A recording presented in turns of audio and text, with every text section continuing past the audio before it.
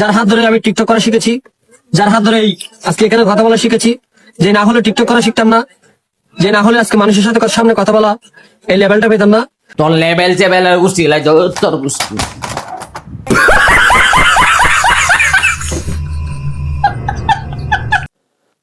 আসসালামু আলাইকুম এভরিওয়ান, কি অবস্থা সবার? আশা করি সবাই ভালো আছেন। কিছু কম দাদার জানোয়ারে ফাইলিং দিব, ভিডিওটা শেষ পর্যন্ত দেখবেন আর বিনোদন নিবেন।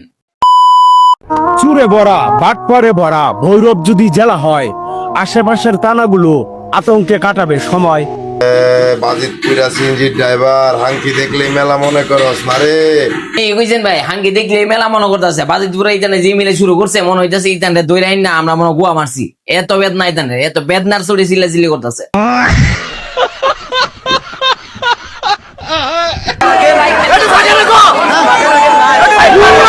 আরে কাহিনী হিরো আলম গেছে কমলাপুর স্টেশন গিয়ে কেক কাটতো, বার্থডে কেক। কেক কাটার কি আর জায়গা পাইছিল না? কত সারি হাওয়াইতে গেছে কেক। হ্যাঁ, আমার আলা 500-600 টাকার কেক নিয়ে অতগুলো মানুষের ভিতরে নিয়ে দিছে পরে মোরা ভালো লাগছে না।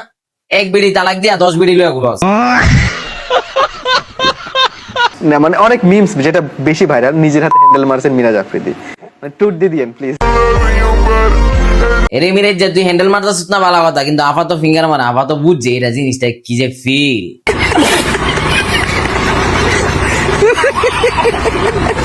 হোয়াটসঅ্যাপ বিলাল ভাইয়ের জুতা আমার হাতে কেন? এক ভাই কমেন্ট করেছে এই জুতা তো জাদুঘরে থাকার কথা। বালসেট বিলালের জুতা দাদু করো না তুই। হ্যাঁ, বিলালের হুগা দাদু হয় এইটা।